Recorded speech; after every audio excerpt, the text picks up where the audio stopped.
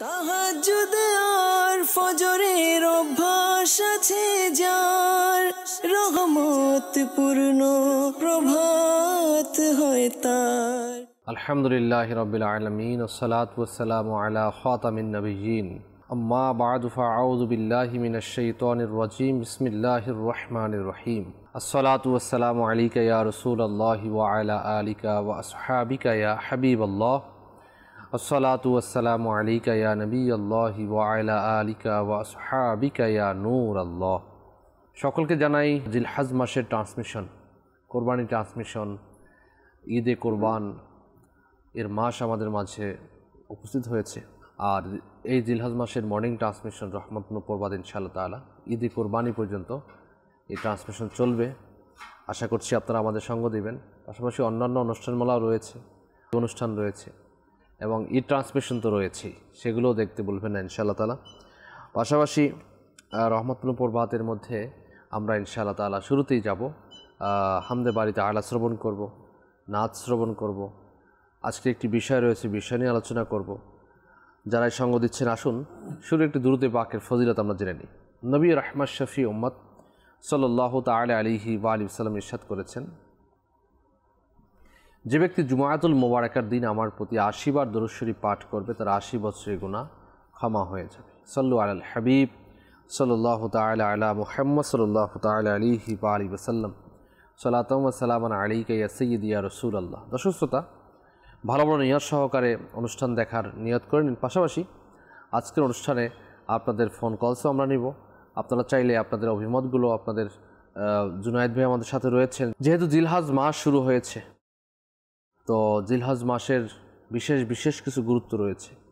এই অনুষ্ঠানগুলো অর্থাৎ এই দিনগুলোতে আমরা জিলহজ মাসের গুরুত্ব, ফজিলাত, করণীয়, বর্জনীয় এবং কোরবানি সম্পর্কিত বিভিন্ন টপিকের উপর আলোচনা হবে। আশা করছি যদি কেউ এই ধারাবাহিকভাবে আমাদের অনুষ্ঠান দেখেন ইনশাআল্লাহ তাআলা অনেক ইলমে দ্বীনের খাজানা অর্জন হবে ইনশাআল্লাহ তাআলা। শুরুতে আসুন আমরা যাব হামদে বাড়িতে আলা শ্রবণ করব।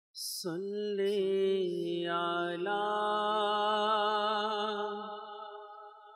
রাসূলিনা সাল্লি আলা মুহাম্মাদিন সাল্লি আলা নবিয়িনা সাল্লি আলা মুহাম্মাদিন। हम भी मदीने जाएंगे आज नहीं तो कल सही, हम भी मदीने जाएंगे आज नहीं तो कल सही, आका हमें बुलाएंगे आज नहीं तो कल सही। सल्ले अला रसूलिना सल्ले अला मुहम्मदिन।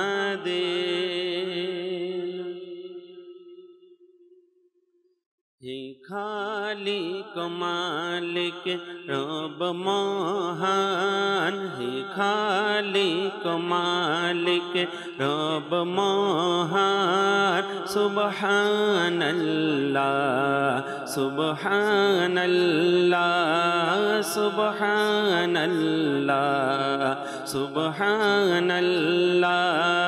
তুমি স্রষ্টা আমার, আমি বান্দা তোমার। তুমি স্রষ্টা আমার, আমি বান্দা তোমার। সুবহানাল্লাহ সুবহানাল্লাহ সুবহানাল্লাহ সুবহানাল্লাহ। মোরা ভিখারি তুমি দাতা, মোরা ভিখারি তুমি দাতা।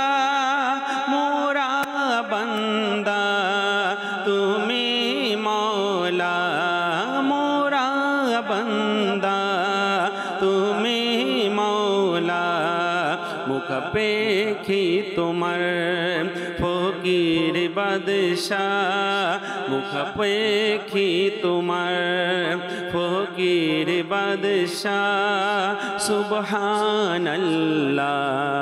সুবহানাল্লাহ সুবহানাল্লাহ সুবহানাল্লাহ মোরা পাপ করে তুমি মাফ করো মোরা পাপ করে তুমি মাফ করো মোরা জুলুম করে তুমি দয়া করো মোরা জুলুম করে তুমি দয়া করো ঘিরে আছে তোমার দয়াই দুনিয়া ঘিরে আছে তোমার দয়াই দুনিয়া সুবহানাল্লাহ সুবহানাল্লাহ হে খালিক মালিক রব মহান হে খালিক মালিক রব মহান সুবহানাল্লাহ সুবহানাল্লাহ সুবহানাল্লাহ সুবহানাল্লাহ ইসালিক অপরাধী আজি শূন্য আমল না মানিয়ে হাজির ইসালিক অপরাধী আজি শূন্য আমল না মানিয়ে হাজিরে করো দান ক্ষমা নবীর উসিলায় করো দান ক্ষমা নবীর উসিলায় সুবহানাল্লাহ সুবহানাল্লাহ হে খালিক মালিক রব মহান সুবহানাল্লাহ সুবহানাল্লাহ তুমি স্রষ্টা আমার আমি বান্দা তোমার সুবহানাল্লাহ সুবহানাল্লাহ সুবহানাল্লাহ সুবহানাল্লাহ মাশাআল্লাহ মাশাআল্লাহ আল্লাহ পাকের নাম মুবারক সুবহানাল্লাহ সুবহানাল্লাহ আমরা সকাল সকালই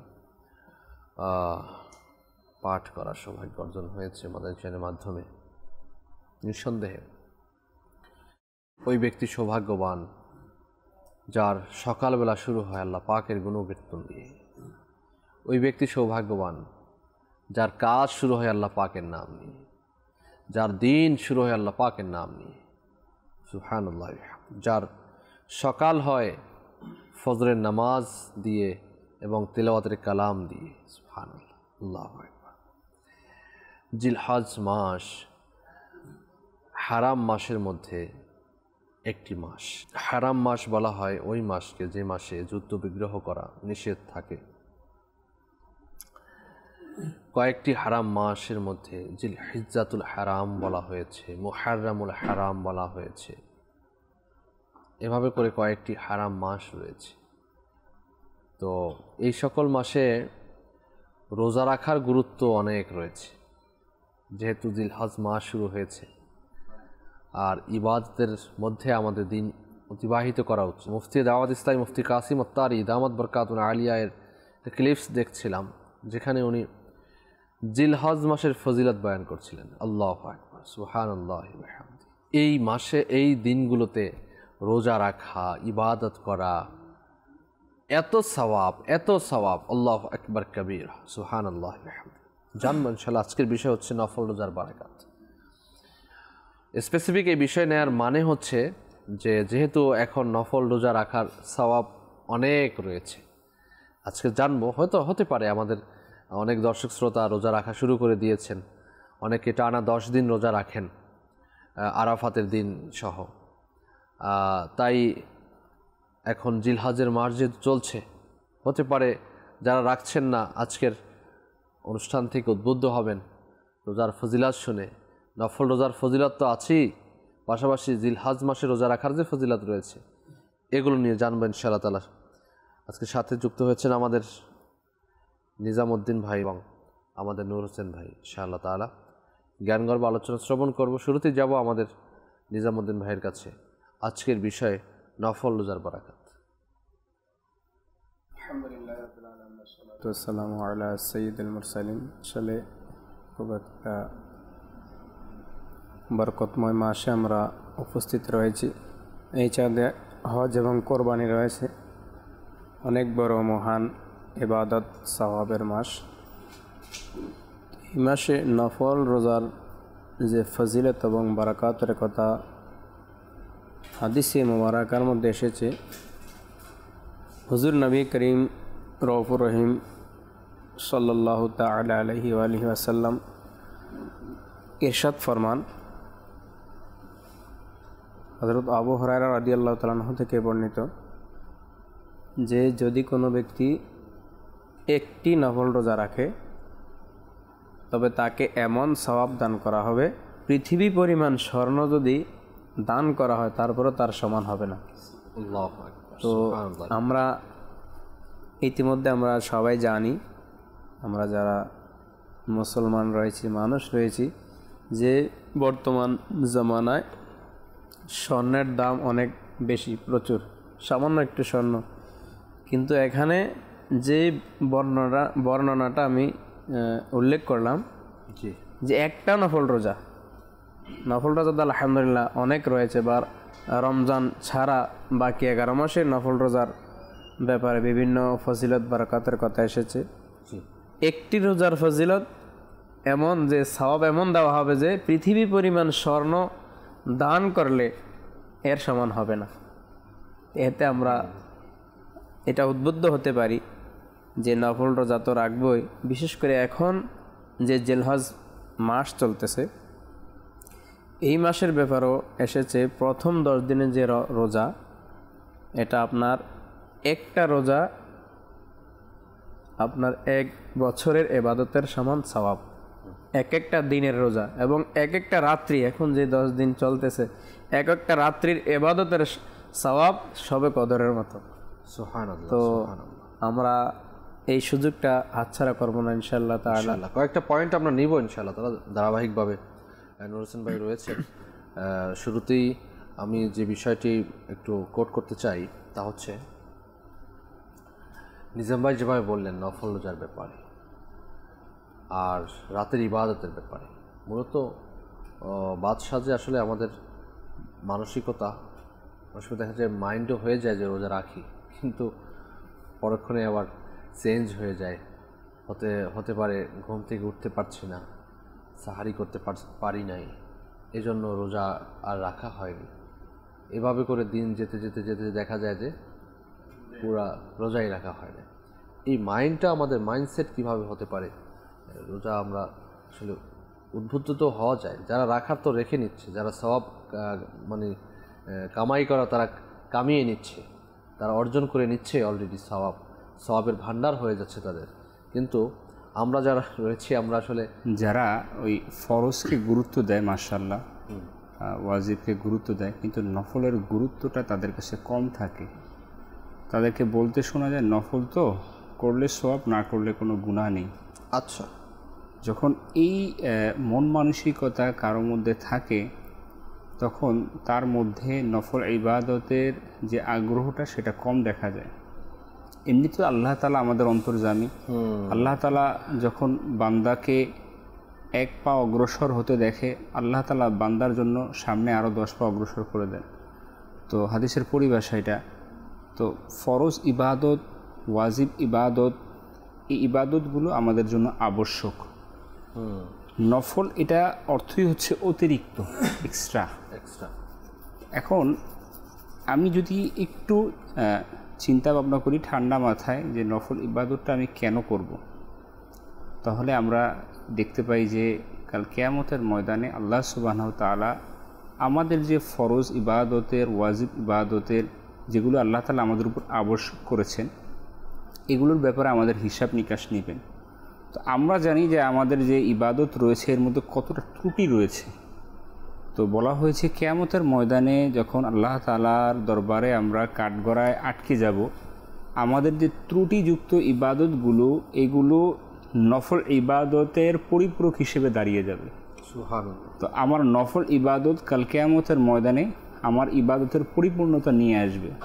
সাহাবাই কেরামগণ এবং নবী পাক সাল্লাল্লাহু আলাইহি সাল্লাম তো অত্যাধিক রোজা রাখতেন, বেশক, যেটাকে আপনার সময় বিশাল বলা হয়। জি, ইফতারি না করে, সাহারি না করে তিনি একাধারে টানা রোজা রাখতেন। এবং দেখা দেখি সাহাবাই কেরামও আলাইহিম রিদওয়ানগণ এই কাজ শুরু করে দিলেন। তো তখন কেউ মাটিতে পড়ে গেলেন, কেউ উঠে দাঁড়াতে পারছেন না ক্ষুধার যন্ত্রণায়। তখন আল্লাহ রাসূল সাল্লাল্লাহু আলাইহি ওয়াসাল্লাম বলেন, আইয়ুকুম মিসলি, তোমরা কি আমার মতো? তো এখানে যে ব্যাপারটা তো রয়েছে, নবী পাক সাল্লাল্লাহু আলাইহি ওয়াসাল্লাম জাতে মুবারাকা থেকে দেখা যায় যে নফল রোজার আধিক্য ছিল। পাশাপাশি সাহাবাই কেরামগণের মধ্যেও এর আধিক্য ছিল, বুজুর্গানে কেরামের মধ্যেও আধিক্য ছিল। কেননা এটা কারণটা তো হচ্ছে যে নফল ইবাদত এটা এমন একটা ইবাদত যেটা আল্লাহ তাআলার সাথে সম্পর্ক স্থাপন। সুবহানাল্লাহ। গতকাল কি আমি একটা ওই কিতাব পড়ছিলাম, জি, এর মধ্যে আসছে হযরত ঈসা বিন জাজান উবুল্লি রহমতুল্লাহ তাআলা আলাইহি, আচ্ছা, অনেকবার আল্লাহর ওলি ছিলেন, হয়তো অনেকে নাম শুনেও নাই, কিতাবের মধ্যে অনেকের নাম আসছে, অনেকের নাম আসে নাই। আবার তাজকিয়াতুল আউলিয়ার মধ্যে এমন কিছু আউলিয়া কেরামের নাম এসেছে যাদের প্রসিদ্ধি ইন্তেকালের পরে হয়েছে। মানে জীবদ্দশায় উনি যে আল্লাহর একজন প্রিয় বান্দা ওলি ছিলেন এবং এত বড় বুজুর্গ ছিলেন, ওনার কোনো মানুষের মধ্যে এ ধরনের কোনো পেহচান, এ ধরনের কোনো পরিচয় ছিল না। আচ্ছা, ইন্তেকালের পরে জাহির হয়েছে ওনার যে উনি কি ছিল, প্রসিদ্ধ, উনি কি রত্ন ছিলেন, এটা ইন্তেকালের পরে জাহির হয়েছে। অসংখ্য আউলিয়া, এজন্যই আপনার বলা হয় যে অলি আল্লাহগণের কারামত দেখানো শর্ত না, যে কারামত দেখালেই সে আল্লাহর অলি হবে। কারামত গোপন রাখা শর্ত। হ্যাঁ, গোপন রাখা শর্ত। এবং যারা মজ্জুব অলি, যারা মানে রাস্তাঘাটে যিনি অলি হবেন, মানে ওনার কারামতটা উনি নিজে প্রকাশ না করে গোপন রাখা শর্ত, কিন্তু প্রকাশ হয়ে যায় কোনো না কোনো মাধ্যমে। ঈসা বিন উবুল্লি রহমতুল্লাহ তাআলা আলাইহি, ওনার রহমতের ঘটনার মধ্যে আসছে ওনাকে আল্লাহ পাক অত্যাধিক রোজা রাখার কারণে মাগফিরাত দান করেছেন। সুবহানাল্লাহ। উনি রোজা এত রোজা রাখতেন, রোজা রাখার কারণে কোমর বাঁকা হয়ে গেছে, বাঁকা হয়ে গিয়েছিল, কোমর বাঁকা হয়ে গিয়েছে এবং মুখ থেকে কথা বের হতো না, মানে এত রোজা রাখতেন। তো রোজার ফজিলত তো অনেক রয়েছে, আমরা যদি রাখতে পারি এটা তো আমাদের জন্য সৌভাগ্য। বলছিলেন আবু দাউদ শরীফের হাদিস শরীফ, জি, হুজুর সাল্লাল্লাহু আলাইহি সাল্লাম ইরশাদ করেছেন, কিয়ামতের দিন যখন প্রথম নামাজের হিসাব করা হবে, তো আল্লাহ তাআলা ফেরেশতাদের বলবেন, তোমরা আমার বান্দার নামাজের দিকে তাকাও। আচ্ছা, তো বলা হয়েছে যদি ফরজ নামাজে কোনো ত্রুটি বিচ্যুত থাকে তাহলে আল্লাহ তাআলা বলবেন, দেখো আমার বান্দার কোনো নফল ইবাদত আছে কিনা। সুবহানাল্লাহ। তো নফল ইবাদত থাকলে আল্লাহ নির্দেশ দেবেন, তোমরা ফরজের দুর্বলতাগুলোকে নফল দ্বারা পূর্ণ করে দাও। আচ্ছা, তো এখন আমরা যারা নফল ইবাদতকে যেটা সওয়াব করলে না করলে কোনো গুনাহ নেই মনে করে ছেড়ে দিচ্ছি, ছোট মনে করে দিচ্ছি, তো তাদের জন্য এটা আমাদের জন্য কাল কিয়ামতের ময়দানে আফসোসের বিষয় হবে। তো আল্লাহ সুবহানাহু ওয়া তাআলা এর প্রিয় ভাজন বান্দা হওয়ার জন্য নফল ইবাদত আমাদের জন্য অধিক প্রয়োজন। যেটা আপনি বললেন, রাসূল করিম রাউফুর রহিম সাল্লাল্লাহু তাআলা আলাইহি ওয়াসাল্লাম ইনার হায়াতের জিন্দেগির মধ্যে ইনি সর্বদা নফল রোজা রেখে অতিবাহিত করেছেন। বিশেষত সপ্তাহের মধ্যে আল্লাহ রাসূল সাল্লাল্লাহু আলাইহি ওয়াসাল্লাম 2টা দিন রোজা রেখেছেন, সোমবার, বৃহস্পতিবার। মাসিকের মধ্যে আম্মা জান আয়েশা সিদ্দিকা রাদিয়াল্লাহু তাআলা আনহা বলেন যে হুজুর সাল্লাল্লাহু আলাইহি ওয়াসাল্লাম 4টা বিষয় আল্লাহ রাসূল কখনো ছাড়তেন না। এটা হাদিস শরীফের মধ্যে এসেছে। 1 নম্বর হচ্ছে আশুরা, 2 নম্বর হচ্ছে জিলহজের প্রথম 10 দিন, এরপর আপনার 3 নম্বর হচ্ছে ফজরের 2 রাকাত সালাত, এরপরে আপনার মুহররমের রোজা, আশুরার রোজা, যেটা আশুরার রোজা, জিলহজের রোজা আর রজবের। তো এই যে আল্লাহ রাসূল সাল্লাল্লাহু আলাইহি ওয়াসাল্লাম যে প্রত্যহ যেটা ধারাবাহিকভাবে কখনো ছাড়েননি, এটার উদ্দেশ্যই ছিল কি সাহাবাই কেরাম আলাইহিম রিদওয়ান সহ তামাম উম্মতেরকে এটা উৎসাহ প্রদান করা, যাতে করে উম্মত এই রোজার প্রতি উৎসাহ রেখে নিজেরাই এটার প্রতি আমল করে। এখন ঘরের মধ্যে কি হয়, যারা আমাদের মুরব্বী আছেন, যারা আমাদের কর্তা আছেন, যারা বড় বয়োবৃদ্ধ আছেন, এখন ইনাদের কিন্তু দায়িত্ব হচ্ছে এটার প্র্যাকটিসটা ঘরের মধ্যে শুরু করা। জি, এখন ওনারাই যদি এটা থেকে উদাসীন থাকে, যারা ছোট আছে, যারা ঘরের মধ্যে সন্তান, ছেলে সন্তান, মেয়ে সন্তান যারা অধীনস্থ আছে, তারা কিন্তু এটার আগ্রহটা দেখাবে না। কেননা শিক্ষাটা হচ্ছে বড়দের থেকেই। যখন দেখবে মা বাবা সবসময় নফল রোজা রাখছেন, তখন সন্তানের আগ্রহটা অটোমেটিকলি বেড়ে যাবে। হ্যাঁ, তারপর এটা দেখেন, এখন আমরা তো সবসময় দুনিয়ার মধ্যে যারা এখন অবস্থান করছে বর্তমান আধুনিক যুগের মধ্যে, আমরা সবসময় খুঁজি কি বেনিফিটস কোথায় আছে, উপকার কিসের মধ্যে আছে, কল্যাণ কিসের মধ্যে আছে। তো এখন আমি যদি সায়েন্টিফিক ব্যাখ্যাও দিই যে রোজার যে ফজিলতের বিষয় যদি আলাদা করে আসেই করানো হাদিসের মধ্যে, দুনিয়ার কল্যাণ পরকালের কল্যাণ, এরপর আপনি যদি দেখেন যে একজন মানুষের যে শারীরিক গঠনের দিক থেকে তাকিয়ে যে তার যদি সুস্থতা দরকার হয়, তো তাকে রোজা রাখার বিষয় আল্লাহ রাসূল তাগিদ দিয়েছেন। সুস্থতা রোজা রাখার মধ্যে একটা বড় একটা সম্পর্ক। এটা তো আছেই। আপনার দেখবেন যে আপনি যেহেতু বলছেনই যে বড়দের এ ব্যাপারে সচেষ্ট থাকতে হবে। জি, এটা তো অবশ্যই থাকতে হবে। যখন আপনি রোজা রাখবেন, তখন আপনার সন্তান রোজা রাখবে, অধীনস্থ রোজা রাখবে। আমির আলাইহিস সালাম দামাত বরকাতুহু আলিয়ার মধ্যে এই জিনিসটা খুব পাওয়া যায়।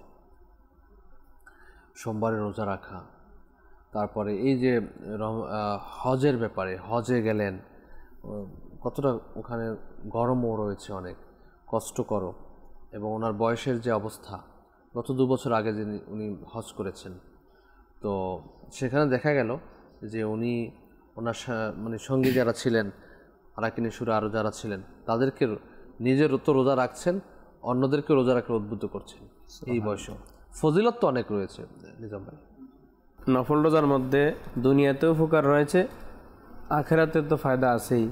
যেমন আখেরাতের উপকার হলো রোজার মাধ্যমে মানুষের ঈমান পাকাপোক্ত হয়, ঈমানের হেফাজত হয়, এবং রোজার মাধ্যমে তার জাহান্নাম থেকে মুক্তির কারণ মিলে যায়, রোজার মাধ্যমে জান্নাত হাসিল হয়। আর সর্বোপরি রোজা এমন একটা ইবাদত, এর মাধ্যমে মহান আল্লাহ তাআলার সন্তুষ্টি অর্জন করা যায়। আচ্ছা, কেননা হাদিসে কুদসির মধ্যে এরশাদ হয়েছে, আস-সাওমু লি ওয়া আনা আজজি বিহি বা উজজা বিহি। আল্লাহ পাক এরশাদ করেছেন, রোজা আমার জন্য, আর এর প্রতিদান আমি নিজ কুদরতি হাতেই দেব, বা আমি এর প্রতিদান আমি নিজেই, আমি মাওলা নিজেই। তো সেই হিসেবে বোঝা যায় রোজা এমন একটা ইবাদত যেটার মধ্যে রিয়া দেখা যাচ্ছে না, দেখা যায় না। সাধারণত রমজান আর আপনার নামাজের মধ্যে রিয়া কারো আল্লাহ হেফাজত করে আসতে পারে, সাদাকার মধ্যে আসতে পারে, যেহেতু এগুলা দেখা যায়। নফলতার মধ্যে আসতে পারে রিয়া। জি, নফল রোজার মধ্যে যদি আমি বলি আর কি, কাউকে যদি বলি যে আমি রোজা রাখছি, রোজা রাখতেছি বলে বেড়ানোটা মনের মধ্যে, তাহলে এটা আসতে পারে। কিন্তু আমি যে রোজা রেখেছি বা মুসলমান রাখছে, সে না বললে এটা কেউ জানার মতো না, না বললে জানার মতো না, রিয়েও আসবে না। কেননা আমি যে রোজা আছি একমাত্র আল্লাহ পাকই জানেন, আর আমি জানি। তো সেই হিসাবে রোজা আখিরাতের যেটা পাথেয়, সেটা হচ্ছে ঈমান হেফাজতের, মন মানসিকতা ঈমান মজবুত হবে, জাহান্নাম থেকে বাঁচা যাবে, জান্নাত হাসিল হবে, আল্লাহর সন্তুষ্টি অর্জন হবে আল্লাহ পাকের। আর দুনিয়াবি উপকার হচ্ছে, যেটা তো নূর হোসেন ভাই বলতে চেয়েছিলেন, যে অসুস্থতা, এটা অনেক রোগকে দূর করে যে রোজা রাখলে, এবং আপনার বারবার ইস্তেঞ্জাখানাও যাইতে হচ্ছে না। আপনার খাবারের যে একটা টেনশন থাকে, চিন্তা থাকে মানুষের মধ্যে, যে দুপুরে লাঞ্চ করতে হবে, সকালে ব্রেকফাস্ট করতে হবে, নাস্তা করতে হবে, বিকেলে আর একটু করতে হবে, এই টেনশনে কিন্তু অনেক সময় কিন্তু আমাদের ব্যয় হয় এটার জন্য। আজকে বর্তমানে আমাদের দেখা যায় অধিকাংশ লোক অসুস্থতার কারণ হচ্ছে আধিক্য খাবারের কারণে। জি, আজকে মানুষ দিন যত যাচ্ছে নতুন নতুন আবিষ্কার হচ্ছে প্রত্যেকটা দিক। এটা কিন্তু আমাদেরও এটা অভিজ্ঞতা। জি জি জি, যেহেতু অনেক সময় মানুষের এখানে দাওয়াতে যেতে হয় সুন্নাহর নিয়তে, আমাদের নিজের মধ্যেও দেখি যে যেদিন একটু বেশি খাবার হয়ে যায় এদিন চলতে ফিরতে অলসতা অনেক কষ্ট, এটা কিন্তু আজকে বাস্তব। আমাদের একটা ট্রেন্ড হয়ে গেছে সমাজের মধ্যে যে খাবারের প্রতিযোগিতা। খাবার যত বেশি খাওয়া যায়, এরপর আমাদের ফুড কর্নারগুলো এগুলো আমাদের বিশেষ বিশেষ অফার দিচ্ছে, এতে করে আমরা খাবারের দিকে আরও ঝুঁকতে পারি। তো এটার প্রতিক্রিয়া কি হচ্ছে? আমাদের নিজেদের ক্ষতি হচ্ছে। আর বিপরীত দিকে যদি আমরা দেখি যে আমাদের রোজা রাখার যে বিষয়ে আমরা আজকে আলোচনা করছি, বিশেষত নফল রোজা, ফরজ তো আমাদের আছে আলহামদুলিল্লাহ, রমজান ব্যতীত যে রোজা যদি আমরা রাখতে পারি, এটা আমাদের লাইফস্টাইলকে পুরো চেঞ্জ করে দিবে। আমাদের শারীরিক সুস্থতা বলেন, আমাদের সকল দিক থেকে, পারিবারিক শান্তি বলেন, নিজের ঘুম বলেন, নিজের কর্মক্ষেত্র বলেন, প্রত্যেকটা দিক থেকে একটা প্রভাব পড়বে এই নফল রোজা। তো বলা হয়েছে মিশকাত শরীফের হাদিস, হুজুর সাল্লাল্লাহু আলাইহি সাল্লাম বলেছেন, প্রত্যেক বস্তুর জাকাত আছে আর শরীরের জাকাত হচ্ছে রোজা। আর আল্লাহ রাসূল আরও ইরশাদ ফরমান, রোজা হচ্ছে ঢাল স্বরূপ এবং জাহান্নাম থেকে বাঁচার সুদীর দুর্গ। তো এই যে আমরা যদি দেখি একটি যুদ্ধের মধ্যে এক যোদ্ধা, তাকে যদি তার শত্রুপক্ষ কখনো আক্রমণ করে, তো তার জন্য প্রতিহত করার একটা বিষয় হচ্ছে ঢাল। এখন আমরা যদি দেখি আমাদের প্রকৃত শত্রু হচ্ছে কোরআনুল কারীমের মধ্যে স্পষ্ট শয়তান সর্বদা আমাদেরকে যেভাবে হোক আক্রমণ সামনে থেকে, পিছনে থেকে, ডান থেকে, বাম থেকে করেই যাচ্ছে। এখন ঢাল আমরা কি ব্যবহার করতে পারি? আমাদের যে ইবাদত রয়েছে সেটা আমরা দেখতেছি কিছু সময়ের জন্য নির্ধারিত, 5 ওয়াক্ত নামাজ সময়ের জন্য নির্ধারিত, নামাজ পড়ে আমরা চলে আসতেছি আমাদের দুনিয়াবি কাজের মধ্যে। এরপর আমাদের শয়তান কোনো না কোনো কাজের মধ্যে, গুনাহের কাজের মধ্যে লিপ্ত করে দিচ্ছে, গীবতের মধ্যে অথবা মাআযাল্লাহ মোবাইলের মাধ্যমে, খারাপ কিছুর মাধ্যমে আমাদেরকে, অথবা পরচর্চা, পরনিন্দার মাধ্যমে। এখন একজন রোজাদার, নফল রোজা যে অধিক হারে নফল রোজা রাখবে, এই ব্যক্তির ফায়দাটা কোথায়, বেনিফিটসটা কোথায়? সে সর্বদা একেবারে সকালবেলা থেকে শুরু করে একেবারে ইফতারের আগ পর্যন্ত সে নিজেকে সেফ রাখতে পারবে ঢাল হিসেবে নফল রোজা। শয়তান যেভাবে হোক, আপনি মোবাইল চালাচ্ছেন, অপ্রাসঙ্গিক একটা জিনিস চলে আসলো, তখন আপনার সেন্সর অটোমেটিকলি কাজ করবে। আল্লাহ তাআলা এমন সেন্সর আমাদের মধ্যে সৃষ্টি করে দিয়েছে, মাইন্ডের মধ্যে সিগন্যাল চলে আসবে, আরে আমি তো নফল রোজা, আমি রোজা রেখেছি, আমি এটা কীভাবে দেখতে পারি? আমি হয়তো বা কারো গীবতের মধ্যে লিপ্ত আছি, তখন আমার অন্তরের মধ্যে খেয়াল আসবে, সেন্সরের মধ্যে, যে আমি তো রোজা রেখেছি, আমি কীভাবে গীবত করতে পারি? রমজানে এমনিতেও মানুষ গুনাহ থেকে অনেকটা বেঁচে যায়, জি বাঁচে, এবং অনেক খারাপ বদ অভ্যাস থেকেও মানুষ এই রমজান মাসে নিজেকে হেফাজত করে। বেশক এটা রোজার একটা বরাকাত অবশ্যই রয়েছে। নফল রোজা আমাদের বেশি পরিমাণে রাখা দরকার, রাখা উচিত। আর কিছু রিচার্জও রয়েছে এই ব্যাপারে, শুনবো ইনশাআল্লাহ, তারা জানবো।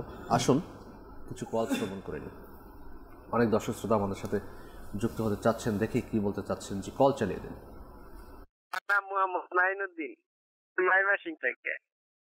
আমি মাদানী চ্যানেল সবসময় দেখি এবং আপনাদের কথাবার্তা ভালো লাগে। আমার পরিবারের সবাই মাদানী চ্যানেল দেখে, আমার জন্য দোয়া করবেন, আমি যেন মাদানী চ্যানেল সবসময় দেখতে পাই। ইনশাআল্লাহ সাথেই থাকুন, নিজে দেখুন, অপরকে দেখতে উৎসাহিত করুন। ইনশাআল্লাহ অনেক আপনার অর্জিত হবে, ইলমে দিন অর্জিত হবে, অনেক কিছু শিখতে পারবো, জানতে পারবো ইনশাআল্লাহ তাআলা। জি, নেক্সট কল। আমার নাম মোহাম্মদ সাইফ, আমি শ্রীমঙ্গল থেকে বলছি। আমি একটি মানকাবাত শুনতে চাই। মুর্শিদা মারা আক্তার, মুর্শিদা মারা আক্তার। আচ্ছা, ইনশাআল্লাহ নেক্সট। আমি চ্যানেল প্রায় প্রতিদিনই দেখি। আমার কাছে অত্যন্ত সুন্দর লাগে, আপনাদের কথাগুলো শুনতে আমার অত্যন্ত ভালো লাগে। পরিবার সবাই দেখে, পাড়া প্রতিবেশী সবাইকে বলে মাদানী চ্যানেল দেখার জন্য আমার জন্য দোয়া করবেন। আচ্ছা আচ্ছা, ইনশাআল্লাহ তাআলা দোয়া করি, আল্লাহ পাক আমাদেরকে বেহিসাব মাগফিরাত দান করুন, আমিন। Next call. আমার নাম বলছিলাম, আমি এখন মাদানী চ্যানেল দেখতেছি অনুষ্ঠান, আমার খুব ভালো লাগে। আমি একটি সালাম শুনতে চাই, তুমি আমার নিজের দূরে যাবে সেভেন সেভে। জুনায়েদ ভাই আশা করি বুঝতে পেরেছেন, আমি কিছু বুঝতে পারিনি। আচ্ছা, মাশাআল্লাহ। জি, নেক্সট কল। আমি লালমনিরহাট জেলা পাটগ্রাম থেকে ওয়াহিদ মুরাদ বলছিলাম। আপনাদের মাদানী চ্যানেলের অনুষ্ঠান খুবই ভালো লাগে, আমরা সহ পরিবারের সবাই মিলে দেখছি। মাশাআল্লাহ, দেখতে থাকুন। নেক্সট। আমি মোহাম্মদ আসলাম দিনাজপুর থেকে বলছি। আমি একটি গজল শুনতে চাই, সেদিন আসিবে একবার আমি মদিনায় যাব। নিয়ে দিলে খুশি হইতাম। ইনশাআল্লাহ একদিন আসবে, আমরা সকলে মিলে মদিনায় যাব, পীর মুর্শিদের সাথে যাব ইনশাআল্লাহ তাআলা। ইনশাআল্লাহ। সাল্লু আলাল হাবিব সাল্লাল্লাহু আলা মুহাম্মদ সাল্লাল্লাহু আলাইহি ওয়াসাল্লাম। জি জুনায়েদ ভাই। हसनैन नाना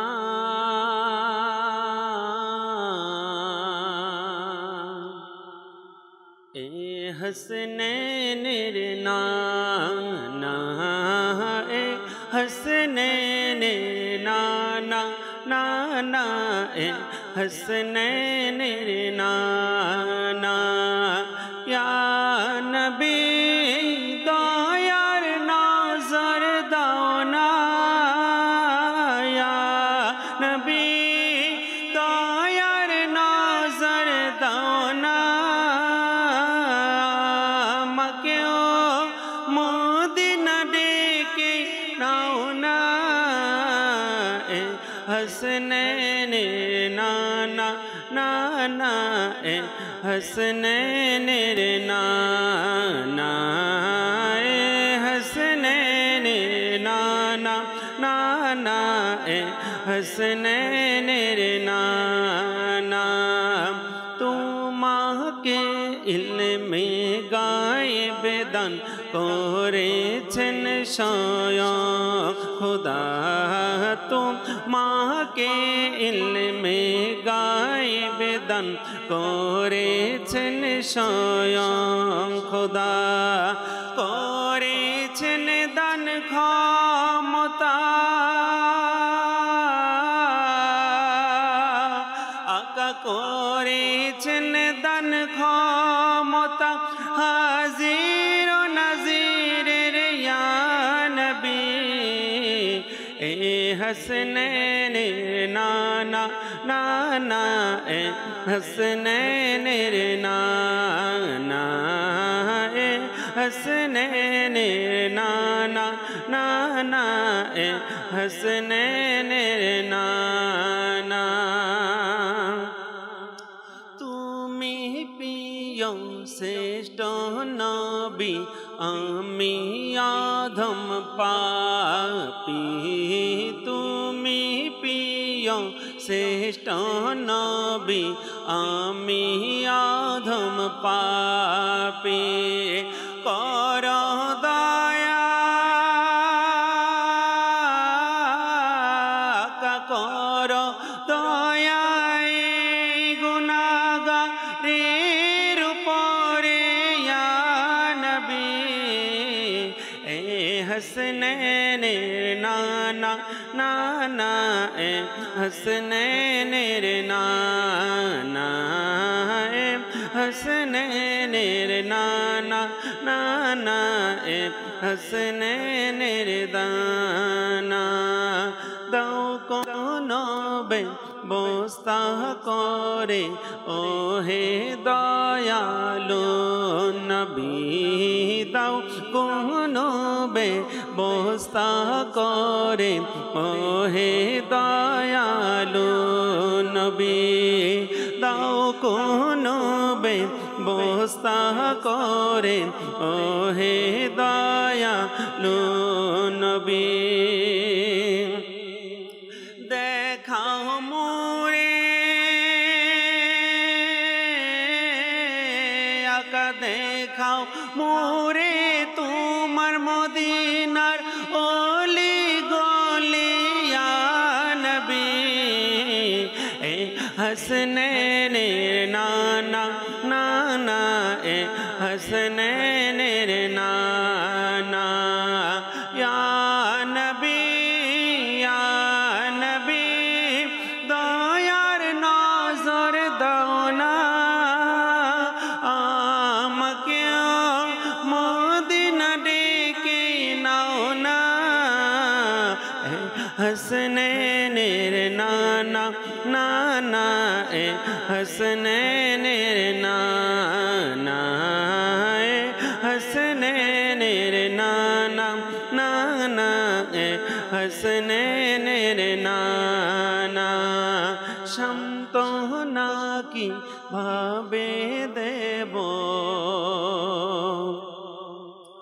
আমার বেকুল মনকে আকাশান্ত নাকি ভাবে দেব আমার বেকুল মনকে যেতে যদি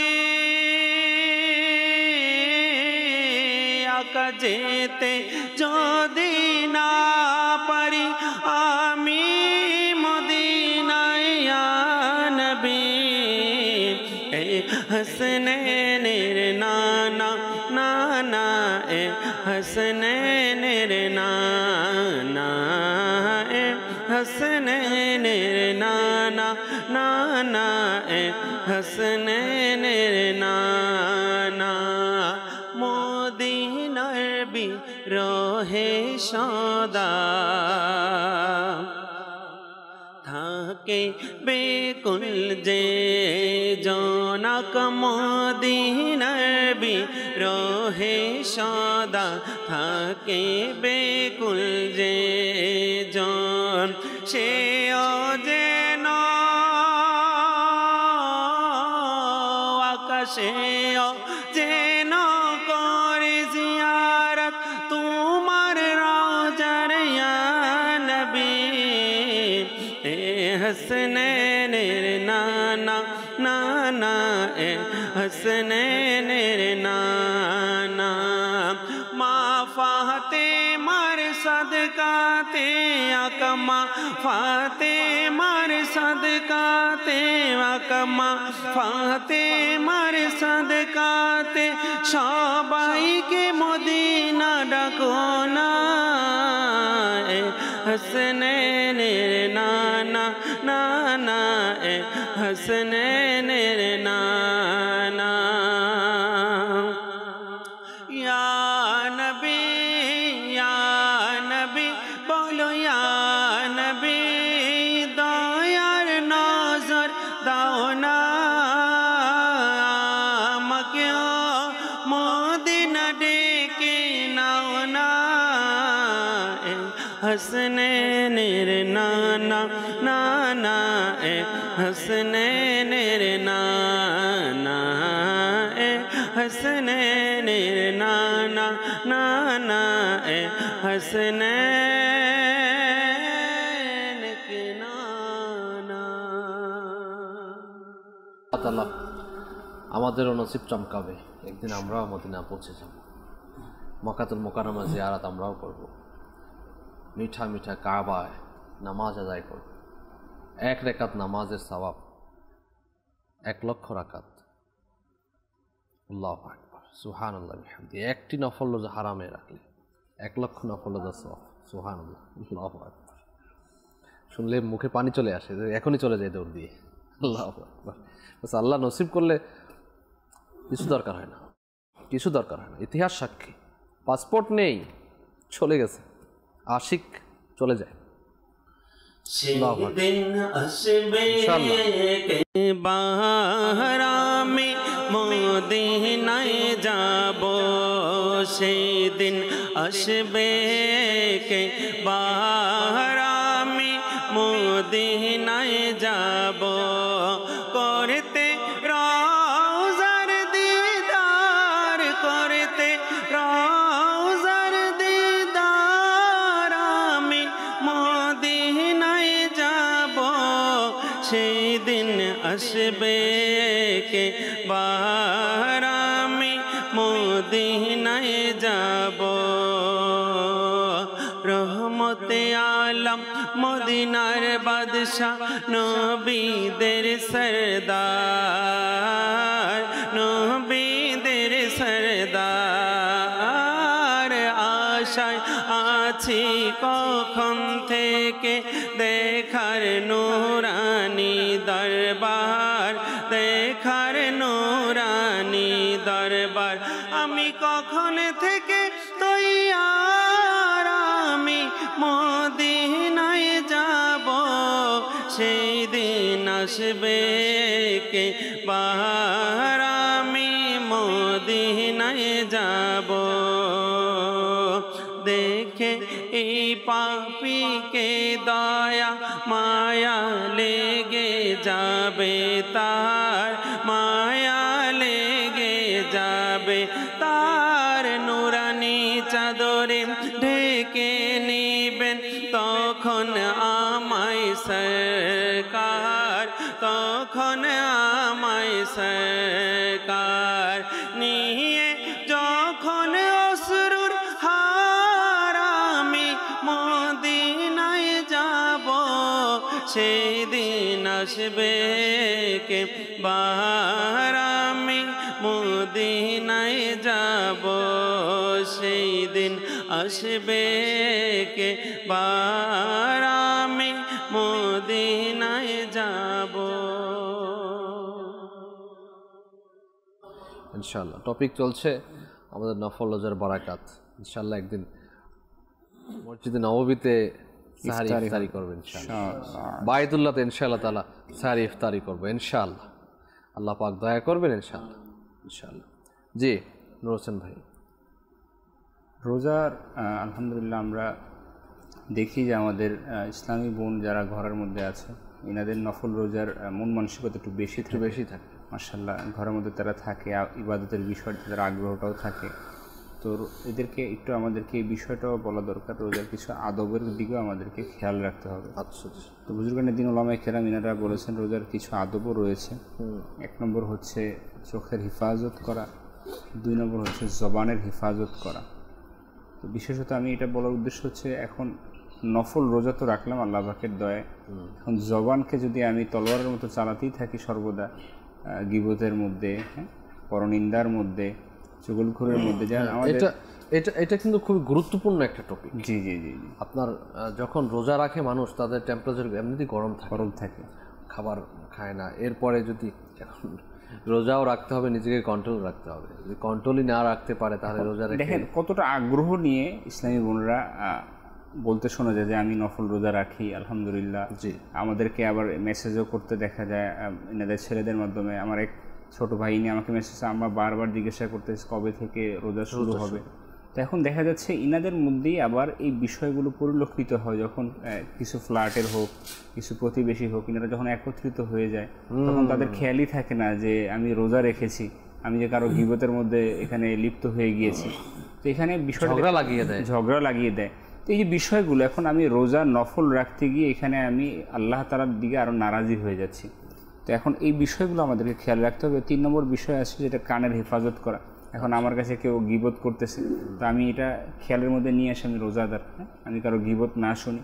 দেখেন মানুষের একটা কথা আছে, practice makes man a perfect. চর্চা মানুষকে একেবারে পরিপূর্ণ করে তোলে।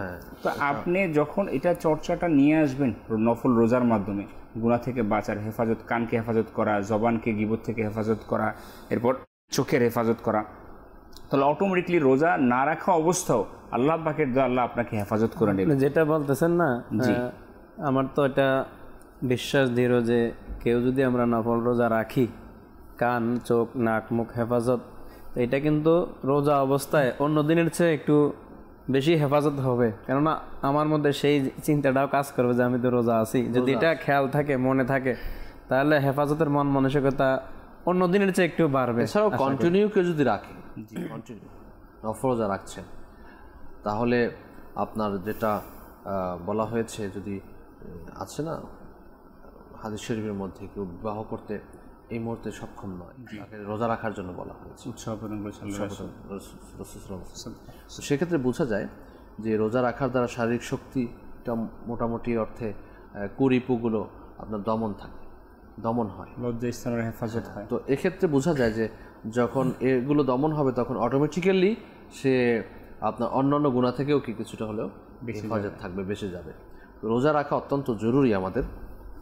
ফজিলত তো মাশাআল্লাহ, ফজিলত তো আমাদের নিজাম ভাই আরও অনেক ফজিলত এসেছে কিতাবের মধ্যে। হযরত আবু হুরায়রা রাদিয়াল্লাহু আনহু বর্ণনা করেন, রাসূল সাল্লাল্লাহু আলাইহি ওয়াসাল্লাম বলেছেন, যদি কেউ বলা হয়েছে যে রোজাদার ব্যক্তির যে দোয়া, এই দোয়াটা কবুল হয়। আমাদের দোয়া আমরা সবসময় আল্লাহ তাআলার দরবারে একটা আকাঙ্ক্ষা, প্রত্যাশা থাকে যে আমার দোয়া কবুল করা হোক। বলা হয়েছে বিশেষত ইফতারের যে পূর্ব মুহূর্তটা, ইফতারের পূর্ব মুহূর্তে আল্লাহ তাআলা দোয়া কবুল করে রাখেন। বলা হয়েছে রোজাদারের 2টা খুশি, ফরজ রোজা হোক নফল রোজা হোক, রোজাদারের জন্য দুইটা খুশি। একটা খুশি হচ্ছে তার ইফতারের সময়, একটা খুশি তার ইফতারের সময়, আর একটা খুশি রোজাদারের জন্য আল্লাহ তাআলার দিদার হবে। তো এটা তো বড় আল্লাহ তাআলার দয়া, অনেক বড় দয়া, যে আমি রোজা রাখার মাধ্যমে আল্লাহ তাআলাকে এমন রাজি খুশি করব যে আল্লাহ তাআলা আমাকে তার দিদার দিবেন কাল জান্নাতের মধ্যে। এটা তো অনেক বড় দয়া। বলা হয়েছে যে হুজুর সাল্লাল্লাহু আলাইহি ওয়াসাল্লাম আরও ইরশাদ ফরমান হাদিসে কুদসিতে যে আল্লাহ তাআলা বলেন রোজা আমারই জন্য, আমি নিজে তার প্রতিদান দেব। এখন দেখেন একটা কর্মস্থলে যদি আমি উদাহরণ দিই, তো এখানে দেখা যাবে যে মালিক যখন তার শ্রমিক লেভেলের যে মাসিক যেই তার পারিশ্রমিকটা যখন প্রদান করে, তো ওইখানে দেখা যায় যে কোনো একটা ম্যান্ডেটরি সিস্টেম থাকে, তো ফাইন্যান্সিয়াল ডিপার্টমেন্ট থাকে, সেখান থেকে তার স্যালারিটা দেওয়া হয়, সেখান থেকে সে আদায় করে নেয়। এখন আমাদের যুগ আরও আপডেট হয়েছে, এখন মানুষের অ্যাকাউন্টের মধ্যে স্যালারি চলে যাচ্ছে। তো আমি একটু চিন্তা করি কাল কিয়ামতের ময়দানে যখন আল্লাহ তাআলা আমাকে প্রতিদান দিবে, তো সরাসরি আল্লাহ বলতেছে রোজা আমি তার প্রতিদান দেব। তো এটা কত বড় দয়া হবে যে মাওলার কাছ থেকে বান্দা তার প্রতিদান নেবে। আর আল্লাহ তাআলা তো কত বড় দয়াশীল, আল্লাহ তাআলা কত বড় দানশীল, যে তার দানটা, তার প্রতিদানটা কীরকম হতে পারে। তো আসলে যদি আমরা একটু সূক্ষ্মভাবে চিন্তা করি তাহলে আমাদের অন্তরের মধ্যে অটোমেটিকলি নফল রোজা রাখার ব্যাপারে মন মানসিকতা তৈরি হবে। হাদিস শরীফের মধ্যে আসছে যে দোজক রোজাদার ব্যক্তি থেকে 100 বছরের দূরত্ব থাকবে। তাবরানী শরীফের হাদিস, 100 বছরের দূরত্ব থেকে আমাদের দোজক আমাদের থেকে অবস্থান করবে, শুধুমাত্র কি এই নফল রোজা রাখার কারণে। তো বলা হয়েছে যে ব্যক্তি আল্লাহ তাআলার জন্য একটি রোজা রাখবে, আল্লাহ তাআলা তার মুখমণ্ডল দোজকের আগুন থেকে 700 বছরের রাস্তা দূরে রাখবে। বুখারী মুসলিম শরীফের হাদিস। তো এরকম অসংখ্য ফজিলত। আরেকটি হাদিস শরীফ বলি, যে ব্যক্তি রমজান মাস ছাড়া অন্য সময়, রমজান মাসের গুরুত্ব তো আমরা দিচ্ছি আলহামদুলিল্লাহ, হাদিস শরীফ স্পষ্ট, তিরমিজি নাসাই শরীফের হাদিস। আল্লাহ রাসূল ইরশাদ ফরমান, যে ব্যক্তি রমজান মাস ছাড়া অন্য সময় আল্লাহ তাআলার জন্য একটি রোজা রাখবে, দ্রুতগামী ঘোড়া 100 বছর পর্যন্ত যত দূর রাস্তা অতিক্রম করতে পারে, দোজক তার কাছ থেকে তত দূর অবস্থান করবে। একটি রোজা। তো বলা হয়েছে দ্রুতগামী ঘোড়া 100 বছর পর্যন্ত দৌড়াতে থাকবে। তো চিন্তা করে ঘোড়ার কি স্পিড রয়েছে, কত দ্রুতগামী সে দৌড়াতে পারে। ফজিলতের জন্য আল্লাহ রাসূল সাল্লাল্লাহু আলাইহি সাল্লাম বিভিন্ন প্রাণীর সাথে উদাহরণ দিয়েছেন। যেমন আরেকটা হাদিসে এরকম রয়েছে, হাদিসে মুবারাকা, যে ব্যক্তি একটা রোজা আল্লাহ পাকের সন্তুষ্টির জন্য রাখলো, তাকেও দোজক থেকে এমন দূরে রাখবেন যে একটি কাক শিশুকাল থেকে উঠতে উঠতে বৃদ্ধকাল যখন সে মারা যায় যতটুকু যাইতে পারে এতটুক পরিমাণ দূরত্বে জাহান্নাম থেকে ওই একদিন রোজাদার ব্যক্তিকে দূরে রাখা হবে আল্লাহ পাকের সন্তুষ্টির জন্য। তো কিতাবে আসছে একটা কাক সাধারণত 500 থেকে 1000 বছর হায়াত পায়। তো সে যদি আমরা কমটাই ধরি, 500 বছর একটা কাক উঠতে উঠতে যতটুকু পর্যন্ত যাইতে পারে এত দূরে জাহান্নাম থেকে রাখবেন একজন রোজাদারকে, শুধু আল্লাহ পাকের সন্তুষ্টির জন্য। সুবহানাল্লাহ, সন্তুষ্টি আল্লাহ পাকের জন্য হতে হবে। জি, এখানে সন্তুষ্টি আল্লাহ পাকের জন্য না হলে কারোর জন্য যদি হয়ে যায়, লোক দেখানো যদি হয়ে যায়, তখন কিন্তু এখানে আর সওয়াবের আশার চেয়ে মানে গুনাহ হওয়ার সম্ভাবনা বেশি। আর আপনার এখন তো গরমের সিজন চলতেছে, তো আমরা গরমে রোজা রাখলে কোনো ফায়দা আছে কিনা, ফজিলত আছে কিনা, এই ব্যাপারে মোটামুটি চলেই গেছে। এখন তো আপনার দেখা যায় কিছু অঞ্চলে ডেইলি বৃষ্টি হচ্ছে। আমরা যে ফরজ রোজা যখন রেখেছি তখন কিন্তু এতটা বৃষ্টির আভাস আমরা পাইনি, বৃষ্টি না বললেই চলে। বন্যা তো আমাদের দেশে এখন তো এক এক জায়গায় আছে, গতকালকেও বৃষ্টি হয়েছে ঢাকাতে। তারপরও বিভিন্ন অঞ্চলে গরমও আছে বা গরমে ঠান্ডা পড়তেছে। তো আমার বলার উদ্দেশ্য হচ্ছে শুধু তো আমরা এই সিজনে না, আপনার রমজান ছাড়া তো 11 মাসে রোজা রাখার সুযোগ আমাদের হাতে রয়েছে। তো এই ব্যাপারে হযরত সাইয়েদনা ইবনে আব্বাস রাদিয়াল্লাহু তাআলা আনহুমা থেকে বর্ণিত, তিনি বলেন যে প্রিয় হুজুর নূর সাল্লাল্লাহু আলাইহি ওয়াসাল্লাম সাইয়েদনা মূসা, হযরত আবু মূসা রাদিয়াল্লাহু তাআলা আনহুকে একটা জিহাদের মধ্যে পাঠালেন।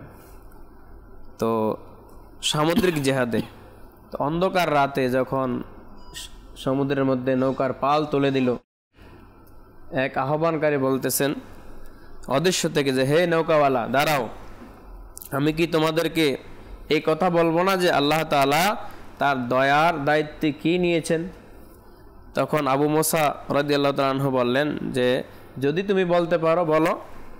সে বলল, আল্লাহ তাআলা নিজ দয়াময় দায়িত্বে নিয়েছেন যে যে প্রচণ্ড গরমের দিনে নিজেকে আল্লাহ তাআলার জন্য তৃষ্ণার্ত রাখলো, অর্থাৎ রোজাকে বোঝানো হয়েছে আল্লাহ তাআলা তাকে প্রচণ্ড তৃষ্ণার দিনে অর্থাৎ কিয়ামতের দিন পানি পান করাবেন। সুবহানাল্লাহ। তো বর্ণনাকারী বলেন যে হযরত সাইয়েদনা আবু মুসা রাদিয়াল্লাহু তাআলা আনহুর এটা অভ্যাস ছিল যে গরমের দিনে রোজা। মাওলানা আলী রাদিয়াল্লাহু তাআলা আনহু এর অভ্যাসে মোবারকা গরমের দিনে রোজা রাখা। আর হাদিস শরীফেও রয়েছে আফদালুল আমালি আহমাজুহা, ওই ইবাদতটাই উত্তম ইবাদত যেটার মধ্যে কষ্ট বেশি।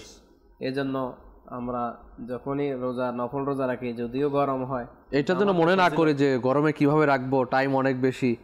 যদিও আপনার যখন টাইম কম থাকে, বুজুর্গানে কিরাম এটাকে তাদের জন্য আপনার বসন্তকাল বলেছেন, যখন সময় কম থাকে, দিনের সময়টা কম থাকে, কারণ ওই সময় ওই সময়টাতে রোজা বেশি রাখা যায়। জি, রোজা কষ্ট কম, ইবাদত করা যায়, অনেক রাত ইবাদত করে ঘুমানোও যায়, ইবাদত করাও যায়। এই জন্য বুজুর্গানে কিরামগণ এই সময়গুলোকে বসন্তকাল বলেছেন তাদের জন্য। তো আমরা নিজেরাও এক্ষেত্রে দেখুন টেন্ডেন্সি বানাতে হবে, আমাদের মানসিকতা তৈরি করতে হবে রোজা রাখার।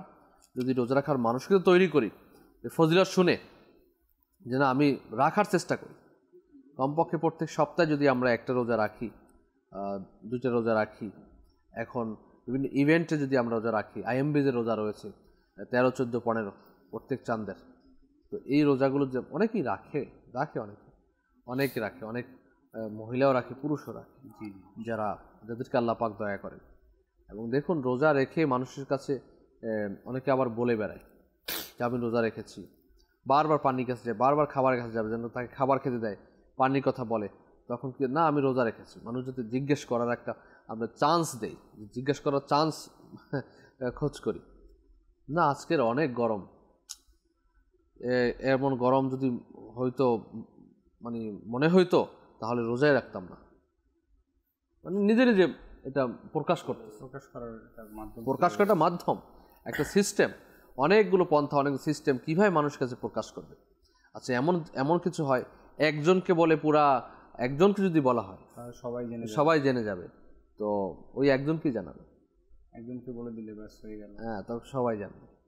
তো এমন ফ্যামিলির এমন কিছু পার্সন আছে সে যদি জানে তাহলে অনেকে জানে। আমাদের কিছু ইসলামী ভাই এরকম দেখেছি, আলহামদুলিল্লাহ আল্লাহ পাকের দয়াতে আমির আল সুন্নাতুল ফায়জান, যে রোজা থাকা অবস্থা মানে কোনো না কোনো ভাবে এড়িয়ে যেতেন তারা, যে ওনারা যে রোজা আছেন এটা বলতেন তো নাই কোনো কাজও, যাতে আমরা এটা প্রকাশ না পাই, এরকমও দেখেছি। যে এক বুজুর্গ রহমতুল্লাহ তাআলা আলাইহি, ওনার ব্যাপারে আসছে 20 বছর নফল রোজা রেখেছেন, ওনার স্ত্রী জানেন না। কি অবস্থা, একটা অবস্থা চিন্তা করা যায়। 20 বছরের রোজা নফল রোজা রেখেছেন, কিন্তু ওনার স্ত্রী জানেন না। সকালবেলা উনি খাবার নিয়ে বের হতেন, খাবার ফকির মিসকিনকে দিয়ে দিতেন, আবার সন্ধ্যার পরে গিয়ে উনি আপনার খাবার খেতেন। এটা সম্পূর্ণ আল্লাহ তাআলার সাথে যে বন্ধুত্বটা, এটা তাদের একটাই উদ্দেশ্য ছিল, নিয়ত ছিল যে আমার ইবাদত আমার মালিকের জন্য, আমার মাওলার জন্য। আসলে আমরা আজকে দুনিয়াতে বাহাবা পাওয়ার জন্য, মানে প্রসিদ্ধতা পাওয়ার জন্য আমরা এই কাজগুলো করে থাকি, এটা আল্লাহ তাআলার পানা, এটা আমাদের জন্য আযাব চলে নিয়ে আসবে আর কি, নেকির বদলে আযাব চলে আসবে। এখন আমাদের উচিত হবে আমাদের প্রত্যেকটা ইবাদত, রিয়াজত, প্রত্যেকটা কাজকর্ম আল্লাহ তাআলার রিজা। এই বিষয়ে তো আমরা আলোচনাও করেছি মাদানী চ্যানেলে বহুবার, যে আল্লাহ তাআলার সন্তুষ্টির জন্য ইবাদত করা, ইখলাসের সাথে ইবাদত করা। নফল রোজার বিষয়ে আর কিছু বলবো, সেটা হচ্ছে যে নফল রোজা যদি আমরা প্রকারভেদ করি, যে 2 প্রকারের মধ্যে নফল রোজা রয়েছে। এক প্রকার তো যেটা হুজুর সাল্লাল্লাহু আলাইহি ওয়াসাল্লাম স্বয়ং নিজে করেছেন, রেখেছেন, এটা তো আল্লাহ রাসূলের সুন্নত। আর একটা বিষয় হচ্ছে যেটা অনির্ধারিত, এগুলো মুস্তাহাব রয়েছে। এখন নফল রোজা রাখার ব্যাপারে বলা হয়েছে যে কিছু কিছু সময় নফল রোজা আপনি ভেঙেও ফেলতে পারবেন। বলা হচ্ছে কখন, এটা যখন কোনো অতিথি চলে আসবে। এখন অতিথি আপ্যায়ন করাতে, তখন আপনার যদি রোজা, এখন অতিথি আপ্যায়ন করতে গেলে আপনাকে খেতে হবে, হ্যাঁ, অথবা অতিথি আপনাকে ছাড়া খাবে না, এই বিষয়টা চলে আসে, তখন বলা হচ্ছে জি মেজবানের উভয়ের ক্ষেত্রে আর কি। তো বলা হচ্ছে নফল রোজা ছেড়ে দেওয়া জায়েজ হবে, কিন্তু পরবর্তী সময়ে এই রোজা রাখা আদায় করা ওয়াজিব হবে। তো এটা ছেড়ে কাজা আদায় করতে হবে, তো 3 গুণ সওয়াব এতে বেশি পাওয়া যাবে বলা হয়েছে। তো এখানে বরকত রয়েছে। তো এই বিষয়ে একটি হাদিস শরীফে রয়েছে, হযরত আয়েশা রাদিয়াল্লাহু তাআলা আনহা বর্ণনা করেন, আমি ও হাফসা রোজা ছিলাম, আমাদের সামনে খাবার পেশ করা হলো, আমাদেরও খেতে ইচ্ছা হলো, তো আমরা আহার করলাম। হাফসা রাদিয়াল্লাহু তাআলা আনহা বললেন, হে আল্লাহ রাসূল সাল্লাল্লাহু আলাইহি সাল্লাম, আমরা রোজা ছিলাম আর আমাদের সামনে খানা পেশ করা হলো, আমাদেরও খাওয়ার আগ্রহ ছিল তাই আমরা খেলাম। তখন হুজুর সাল্লাল্লাহু আলাইহি সাল্লাম বললেন, তোমরা এই রোজা অন্যদিন কাজা করে নেবে।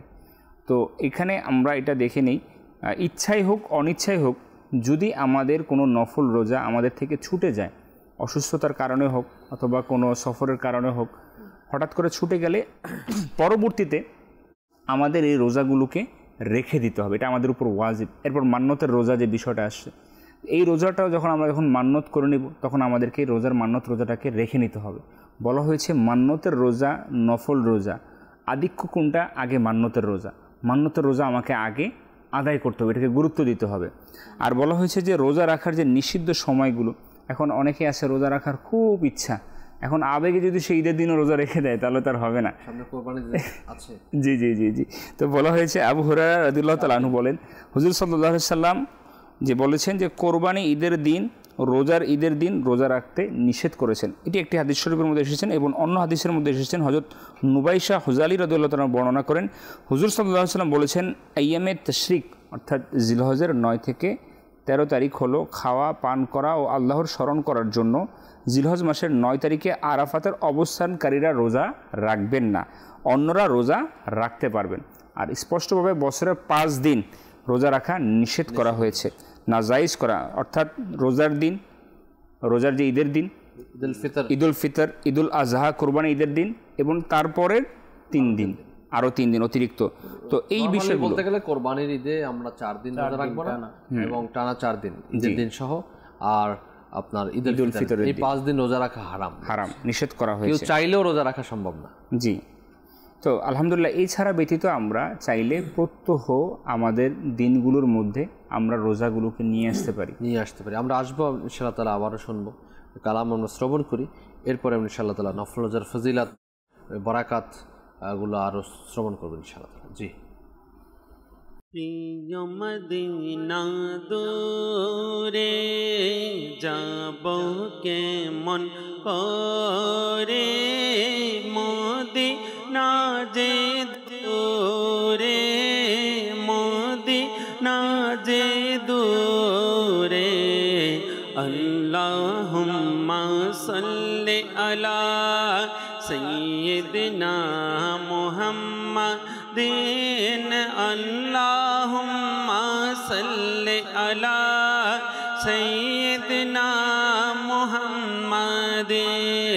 প্রিয় মদিনা দূরে যাব কেমন করে, মদিনা যে দূরে, মদিনা যে দূরে, আল্লাহুম্মা সাল্লি আলা সাইয়্যিদিনা মুহাম্মাদিন, আল্লাহুম্মা সাল্লি আলা সাইয়্যিদিনা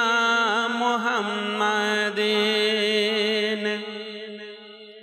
প্রতি বছর আশায় থাকি যাব সোনার মদিনায়, মনের ব্যথা বলবো গিয়ে ওহে দরদি তোমায়, যাব যাব বলে আমি রয়ে গেলাম বাংলায়, যাব যাব বলে আমি রয়ে গেলাম বাংলায়, সবাই ছেড়ে চলে গেল, কেউ তো নিল না আমায়, মদিনা বহুদূরে আকা, মদিনা বহুদূরে, আল্লাহুম্মা সাল্লি আলা সাইয়্যিদিনা মুহাম্মাদিন, আল্লাহুম্মা সাল্লি আলা সাইয়্যিদিনা মুহাম্মাদিন। মুর্শিদ আমার তার, মুর্শিদ আমার তার, মুর্শিদ আমার তার, মুর্শিদ আমার তার। আল্লাহর বড় ইহসান তিনি, দয়াল নবীর উপহার। আল্লাহর বড় ইহসান তিনি, দয়াল নবীর উপহার। সাধুক মুখলিস আলিম তিনি, বহু গুণের সম্ভার। মুর্শিদ আমার তার, মুর্শিদ আমার তার, মুর্শিদ আমার তার, মুর্শিদ আমার তার। মাথায় সাদা ইমামা আর সাদা চাদরে জরা, মাথায় সাদা ইমামা আর সাদা চাদরে জরা। সুন্দর চেহারাটা ঘন ঘন ধারিতে ভরা, সুন্দর চেহারাটা ঘন ঘন ধারিতে ভরা। দৃষ্টি নিচে মুচকি হাসি, দৃষ্টি নিচে মুচকি হাসি সদাই থাকে যা।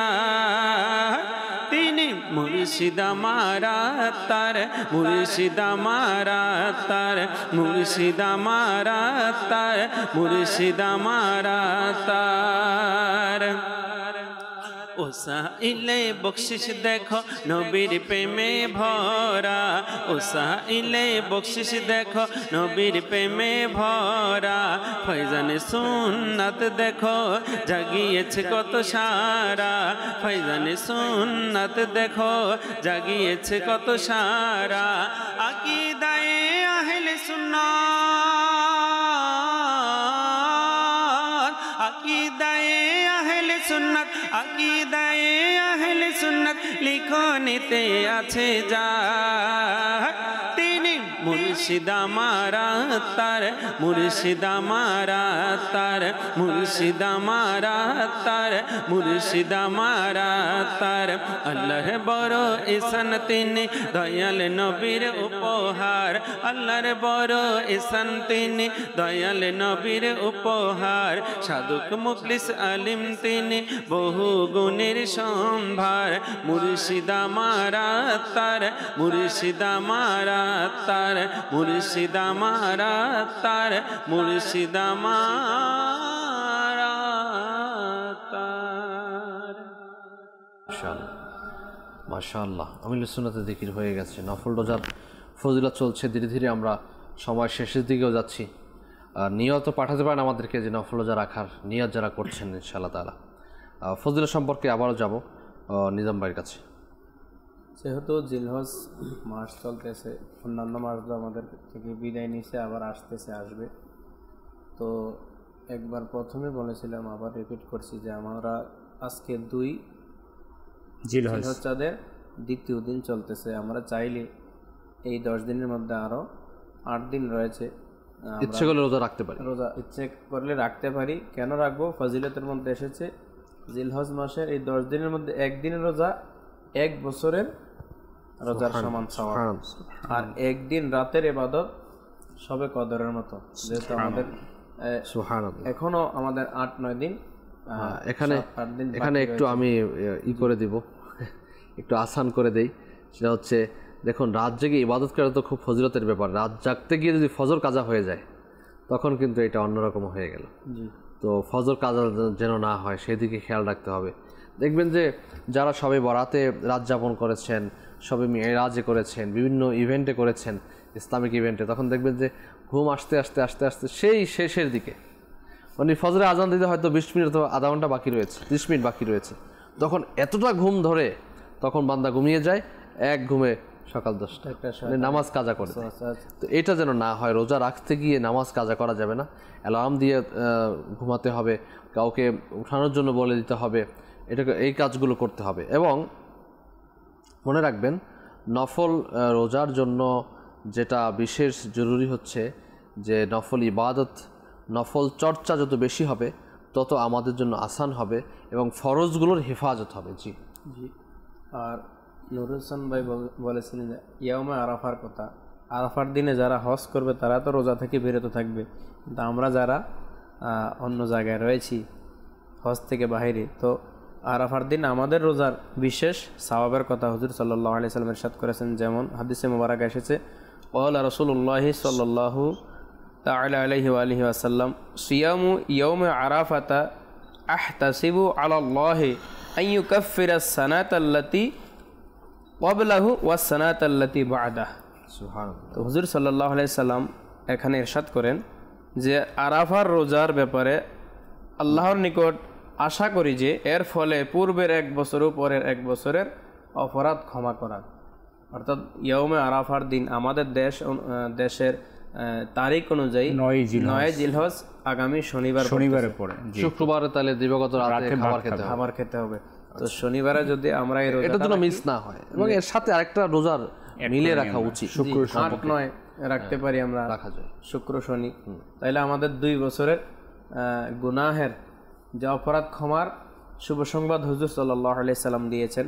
এটা আমি এখানে আরেকটু অ্যাড করব। দেখুন, মেসেজ আমরা অনেক কিছু দেই, হ্যাপি বার্থডে, হ্যাঁ, তারপরে আপনার শুভ নববর্ষ, অনেক কিছু আমরা দেই, অনেক কিছু মেসেজ আমরা দেই। ফেসবুকে স্ট্যাটাস তো মন ভালো নেই, এই ভালো নেই, সেই ভালো নেই, কত কিছু সমস্যা সমাধানের জন্য মুহূর্তটা আমরা শেয়ার, ভালো আর খারাপ, তো এগুলোও কি আমরা শেয়ার করি, নেকির দাওয়াত দিই। নেকির দাওয়াতের নিয়তে, লাইক কমেন্ট পাওয়ার নিয়তে না, নেকির দাওয়াতের নিয়তে যখন আপনি এগুলো আরাফাতের রোজার দাওয়াত দিবেন, এই নফল রোজার দাওয়াত দিবেন, নফল নামাজের দাওয়াত দিবেন, আপনি যোগাযোগের যে মাধ্যমগুলো, আমাদের যে এই মোবাইলগুলো আমরা স্মার্টফোন ইউজ করছি, এগুলো দিয়ে যেভাবে নেকির কাজ করা যাবে, গুনাহের কাজও করা যায়। তো নেকির কাজে অতিবাহিত করি না আমরা, আমাদের এই কাজগুলো নেকির কাজ করি, ইনশাআল্লাহ তাআলা এর মধ্যে আমাদের সওয়াব হবে ইনশাআল্লাহ তাআলা। আমাদের তো আলহামদুলিল্লাহ দাওয়াত ইসলামীর সোশ্যাল মিডিয়াতে কিছু কন্টেন্ট মেসেজ যায়, এগুলো আমরা শেয়ার করতে পারি। আসলে দেখেন, আমার শেয়ার করাটা এটা আরেকজনের নেকির মাধ্যম হয়ে যাবে। অনেকে হয়তোবা এই সব বিষয়ে হয়তোবা খেয়াল থাকে না, হয়তোবা এই বিষয়ে আমাদের আগ্রহ থাকে না, যখন দেখার পরে একটু আগ্রহ সৃষ্টি হয়, আর কালকে তো আমার বন্ধের দিন আছে, কালকে তো আমার সুযোগ আছে, একটা সওয়াবের একটা ভাগিদার আমি হতে পারবো, সে আপনার একটা শেয়ার করার মাধ্যমে। তো আলহামদুলিল্লাহ, আপনি যেটা বললেন যে সোশ্যাল মিডিয়াটা আমাদের আজকে অনেক বড় প্ল্যাটফর্ম আছে, এই প্ল্যাটফর্মকে আমরা যেভাবে ইচ্ছা সেভাবে ব্যবহার করতে পারি। অথবা আমরা এটা টেন্ডেন্সি করে নিয়েছি, আমি যদি এইসব ইসলামিক কন্টেন্ট মেসেজ শেয়ার করি তাহলে মানুষ আমাকে কি বলবে, হ্যাঁ, আমার এটা হয়তোবা লাইক কমেন্টস হবে না তেমন একটা, হ্যাঁ, আমার ফলোয়ার্স কমে যাবে। তো দেখেন, এখন আমি তো আল্লাহ রসুলের সন্তুষ্টির জন্য করব এটা, তো আমার করাটা আমার মালিকের সন্তুষ্টি, আমার নেকির উপায় হবে। আলহামদুলিল্লাহ, জিলহজ মাস এটা আমার আপনার জন্য অনেক বড় নেকির জারিয়া, অনেক বড় নেকির জারিয়া, আল্লাহ তাআলার অনেক বড় দয়া। এই বছর আল্লাহ তাআলা আমাদেরকে হায়াত দিয়েছেন, এই বছর আমরা এটাকে কাজে লাগাই। হাদিস শরীফের মধ্যে এসেছে যে হুজুর সাল্লাল্লাহু আলাইহি ওয়াসাল্লাম, মুসনাদে আহমদের হাদিস, একবার আল্লাহ রাসূল সাল্লাল্লাহু আলাইহি ওয়াসাল্লাম সাহাবায়ে কেরাম আলাইহিমুর রিদওয়ানকে এই জিলহজের যে 10টি দিনের গুরুত্ব সেটা বোঝাতে গিয়ে আল্লাহ রাসূল বলেছেন, শোনো, এই 10 দিনের সমতুল্য আর কোনো দিন নেই। তো আল্লাহ রাসূল যখন এই কথা বললেন, এই কথা শুনে সাহাবায়ে কেরাম আলাইহিমুর রিদওয়ান জিজ্ঞাসা করলেন, ইয়া রাসূলুল্লাহ সাল্লাল্লাহু আলাইহি সাল্লাম, আল্লাহর রাস্তায় জিহাদ করাও কি এর সমকক্ষ হবে না? তো জিহাদ তো অনেক বড় আল্লাহ তাআলার সন্তুষ্টিমূলক একটি কাজ, ইবাদত রয়েছে। তো আল্লাহ রাসূল ইরশাদ ফরমান যে না, তাও হবে না, হ্যাঁ, তবে যে ব্যক্তি জিহাদে গেছে এবং এ কাজে অর্থ ব্যয় করেছে এবং জীবনকেও বিলিয়ে দিয়েছে আর ফিরে আসতে পারেনি, অবশ্য তার পুরস্কার ভিন্ন। তো এখন এখানে আল্লাহ রাসূল একটি বাক্যের মধ্যে বলেছেন যে জিহাদের থেকেও এটা সমতুল্য হবে না, কিন্তু যে আল্লাহ রাসূল শহীদ হয়ে গিয়েছেন তার কথা আলাদা। তো এখন আপনি জিহাদে যাওয়ার কোনো সিচুয়েশন এখন নেই, জিহাদ করার এখন কোনো প্রেক্ষাপট নেই, কিন্তু আমরা যদি চাই আমাদের নফসের সাথে জিহাদ করতে, যদি চাই আমরা শয়তানের সাথে জিহাদ করতে, তাহলে এটা আমার আপনার জন্য বড় জিহাদ হবে। এইটা থেকে বড় জিহাদ কোথায় আছে? আজকে শয়তানের সাথে কেউ পারে না। আচ্ছা, শয়তানের সাথে যুদ্ধ করার, মোকাবিলা করার মন মানসিকতা আমাদের তৈরি হয় না। আমরা বলে দেয়, ভাই শয়তানের জন্য পারি না, ভাই নামাজ তো পড়তে মন চায়, শয়তান আমাদেরকে দেয় না। হ্যাঁ, ইবাদতের যত আপনার না করার ইস্যু আছে সয়তানকে কাজে লাগিয়ে দিই। দেখুন না, ছুটির দিনে যতটা আমরা পারি গুনাহের কাজে লাগাই। আল্লাহ আল্লাহ, শুক্রবার ছুটির দিন, সেদিনই পার্টি রাখতে হবে, সেদিন বিয়েতে যেতে হবে, সেদিন আমাদের ঘুরতে যেতে হবে বিভিন্ন জায়গায়, স্পটের মধ্যে। হ্যাঁ, ঘরের মধ্যে ভালো খাবার আয়োজন তো এটা রয়েছে আলাদা একটাই। কেন এই ছুটির দিনটাকে আমরা ইবাদতের দিন বানাতে পারি না? ছুটির দিন আমি শুক্রবার ছুটি হবে, বৃহস্পতিবার রাতে আমি সাহারি করি রোজা রাখার জন্য, এটাও তো হতে পারে। যে এই জন্য অনেকে রয়েছে যে ছুটি, যেহেতু অন্যান্য দিনে রোজা রাখলে আপনার চাকরিতে অথবা কাজে অথবা আপনার ডিউটি করছেন সেই ডিউটি ব্যাঘাত ঘটতে পারে। এটা শরীয়ত সম্মত নয় যে নফল রোজা রাখতে গিয়ে আপনার ডিউটিতে ব্যাঘাত ঘটাবেন। তো সেক্ষেত্রে আপনার যেদিন ছুটি হয় সেই ছুটির দিন তো কমপক্ষে রোজা রাখতে পারেন, কি বলেন? এটা তো অনেক বড় আমাদের জন্য সুযোগ ইবাদত করার। অবসর সময় আমরা কয়জন পাই, কখন পাই, এটা আমাদের সুযোগই মিলে না। আলহামদুলিল্লাহ আল্লাহ পাকের দয়া, এমনিতে তো আমাদের বাংলাদেশের এটা অনেক বড় দয়া আর আউলিয়া কেরামের বদৌলতে জুমার দিনটা আমাদের ছুটি থাকে। তো আসলে এটা আমরা শুরু থেকে টেন্ডেন্সি করে ফেলেছি, জুমার দিন মানে ছুটির দিনই মানে ঘুরতে যাওয়ার, বিনোদন করা। তো আমরা এটা আল্লাহ তাআলার দয়া যে আমরা এটাকে বন্ধর মধ্যে পেয়েছি। অন্য রাষ্ট্রের মধ্যে তো এই দিনটা বন্ধও নাই, এই দিনটা তাদের কর্মস্থলে থাকতে হয়। তো আমরা এটাকে কাজে লাগাই ইবাদতের মাধ্যমে, রিয়াজতের মাধ্যমে। আর আজকে আমাদের অনেক অভিযোগ আছে, আমাদের সন্তান আমাদের কথা শোনে না, আমাদের সন্তানকে আমরা ইবাদতের দিকে নিয়ে আসতে পারি না। তো এখন আসলে এই নফল রোজাগুলো হচ্ছে আমাদের ঘরের মধ্যে একটা ইবাদতের উৎসব মুখর পরিবেশকে সৃষ্টি করা।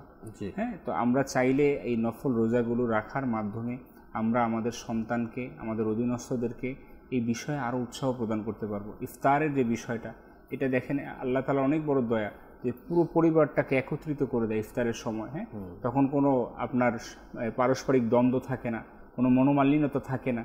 তো এই নফল রোজা আপনার চারিদিক থেকে যদি দেখেন আপনি বরকত আর বরকত, যেদিক থেকে তাকাবেন আপনি ওদিক থেকে বরকত দেখবেন। তো এখন আলহামদুলিল্লাহ এই যে সুযোগ আছে আমাদের সামনে, কয়েকটা দিন আছে, আমরা কাজে লাগাই নফল রোজার মাধ্যমে। শয়তান অনেক সময় হাতিয়ার, শয়তানের হাতিয়ার তো রয়েছেই, জিন শয়তান, মানব শয়তান রয়েছে। নফল রোজা রাখতে গেলেও সেখানে দলিল খোঁজাখুঁজি শুরু করে দেয় শয়তান। এটাও স্মরণ রাখতে হবে। ভাই এটা কোথায় আছে, কোন হাদিসে আছে, নফল রোজা কেন রাখবো? আরে ভাই, রোজা রাখতে গিয়ে আবার তাও আবার দলিল খুঁজতে হবে নাকি? ইবাদত করবেন তাতে দলিল দরকার আছে নাকি? আল্লাহু আকবার। তো এই ধরনের মাইন্ডগুলো আমরা চেঞ্জ করি। ইবাদত করতে গেলে আমাদের একদিন আমাদের হায়াত তো শেষ হয়ে যাবে, ইন্তেকাল হয়ে যাবে আমাদের। তো রোজা অবস্থা যদি আমরা মরতে পারি তাহলে তো এটারও একটা ফজিলত আছে।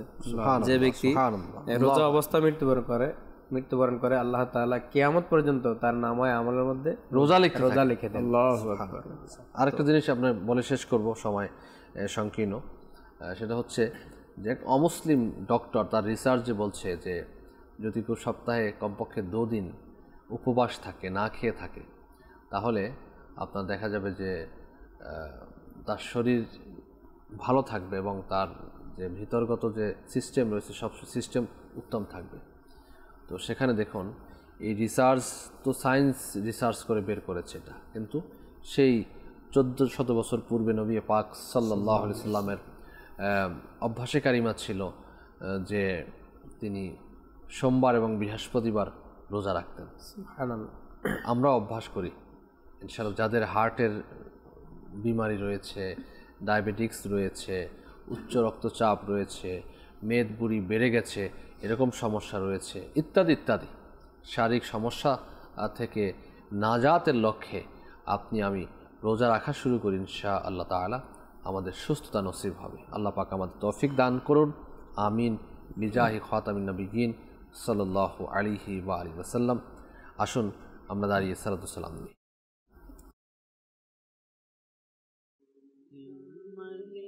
শ্রেষ্ঠ বাদশাহ আসসালাতু ওয়াসসালাম হে মদিনার শ্রেষ্ঠ বাদশাহ আসসালাতু ওয়াসসালাম আরশে আযা মেরে তারকা আরশে আযা মেরে তারকা আসসালাতু আসসালাম হে মদিনার শ্রেষ্ঠ বাদশাহ আসসালাতু ওয়াসসালাম রব্বি হাবলি উম্মতি বলে তুমি ধরায় এলে রব্বি হাবলি উম্মতি বলে তুমি ধরাইলে ক্ষমা পেল উম্মতেরা ক্ষমা পেল উম্মতেরা আসসালাতু আসসালাম হে মদিনার শ্রেষ্ঠ বাদশাহ আসসালাতু ওয়াসসালাম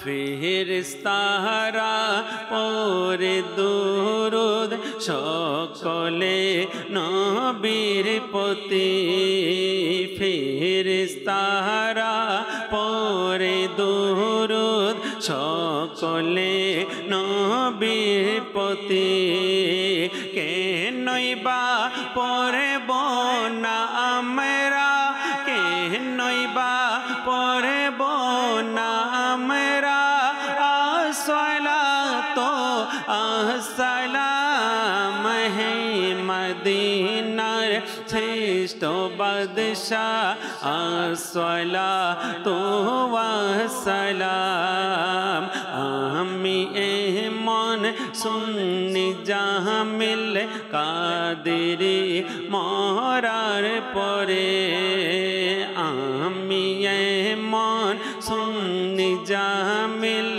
কাদেরি মরার পরে দেহ আমার বলবে আকা দেহ আমার বলবে আকা আসসালাতু আসসালাম হে মদিনার শ্রেষ্ঠ বাদশাহ আসসালাতু ওয়াসসালাম আরশে আযম মেরে তারকা আরশে আযম মেরে তারকা আসসালাতু আসসালাম হে মদিনার শ্রেষ্ঠ বাদশাহ আসসালাতু ওয়াসসালাম আসসালামু আলাইকা রাসূলুল্লাহ সুবহানাকাল্লাহুম্মা ওয়া বিহামদিকা লা ইলাহা ইল্লা আনতা আস্তাগফিরুকা ওয়া আতুবু ইলাইক সুবহানাকাল্লাহুম্মা ওয়া বিহামদিকা লা ইলাহা ইল্লা আনতা আস্তাগফিরুকা ওয়া আতুবু ইলাইক সুবহানাকাল্লাহুম্মা ওয়া বিহামদিকা লা ইলাহা ইল্লা আনতা আস্তাগফিরুকা ওয়া আতুবু ইলাইক আল্লাহুম্মা বাল্লিগনা রমাদানা বিসিহহাতি ওয়া আফিয়াহ الصلاة والسلام عليك نبي الله وعلى آلك وأصحابك يا نور الله لا إله إلا الله محمد رسول الله তাহাজ্জুদ আর ফজরের অভ্যাস আছে যার রহমত পূর্ণ প্রভাত হয় তার